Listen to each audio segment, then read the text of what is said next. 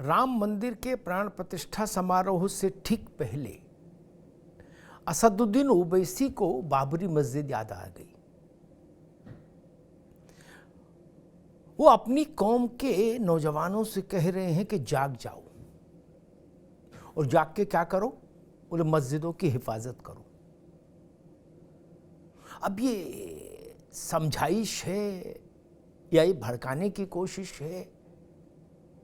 इसके भीतर जो दिख रहा है वो खतरनाक है।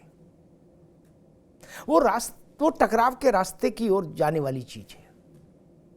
ओवैसी कह रहे हैं कि तुम सोते रहे, इसलिए जिस जमीन पर 500 साल से ज्यादा नमाज पढ़ी जाती रही वो जमीन हमारे हाथ से छीन ली गई। अयोध्या का जिक्र कर रहे हैं। इस वक्त और ये टोन और ये भाषा और ये अल्फाज, क्या टकराव चाहते हैं ओवैसी जैसे लोग? और ओवैसी जैसे लोगों को खाद पानी मिल रहा है आरजेडी जैसी पार्टियों से, कांग्रेस के कुछ नेताओं से, विपक्षी पार्टियों के और कई नेताओं से। अगर आरजेडी के आंगन में ऐसा पोस्टर लग जाए कि मस्जिद गुलामी के मंदिर, राम का मंदिर गुलामी की मानसिकता का प्रतीक है, तो जाहिर सी बात है ओवैसी जैसों को खाद पानी मिलेगा।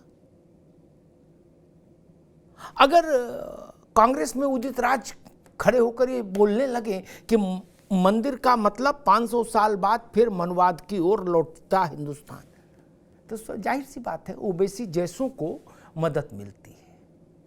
ये रास्ता खतरनाक है। और दूसरी तरफ हाय तौबा इस पर मच रहा है कि इनको बुलाया तो हमको क्यों नहीं बुलाया।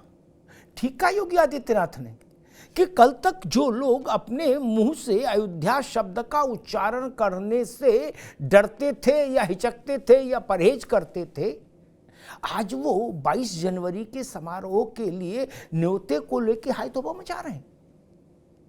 क्यों?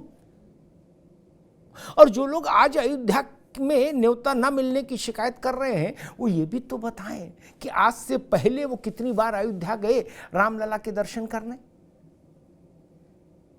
रामलला का मंदिर, भव्य और दिव्य और नव्य मंदिर 22 जनवरी को उद्घाटित हो रहा है। रामलला उद्घाटित नहीं हो रहे 22 जनवरी को। अयोध्या में रामलला तो आदि अनादिकाल से हैं, और उनका जो बाल स्वरूप है, जो विग्रह है 1949 से तो वही है। कितने लोग के राजनीति के कितने बड़े चेहरे 1949 से लेके आज तक अयोध्या गए हैं रामलला को प्रणाम निवेदित करने। इस बात की भी पड़ताल होगी ना। और जब इतने वर्षों में आप कभी नहीं गए, कुछ लोग कहते हैं, राज आपने सुना होगा, बड़े नेताओं की बात कर रहा हूं, वो कहते हैं कि बुलावा आएगा तो जाएंगे। अच्छा जी, त्रेता युग से शुरू करें?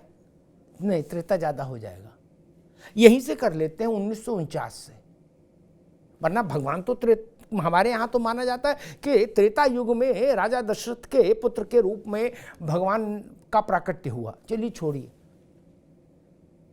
1949 से बात कर लेते हैं। 1949 से 2024 की जनवरी 2 तक न्योता ही नहीं आया, बुलावा ही नहीं आया आपको। बाकी सब जगह आप घूम टहलाए, अयोध्या के लिए न्योते का इंतजार क्यों? ये बड़ा सवाल है।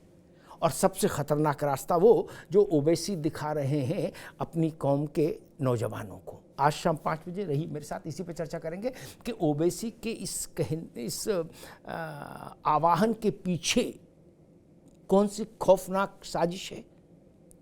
क्या ओवैसी टकराव चाहते हैं 22 जनवरी के समारोह से पहले?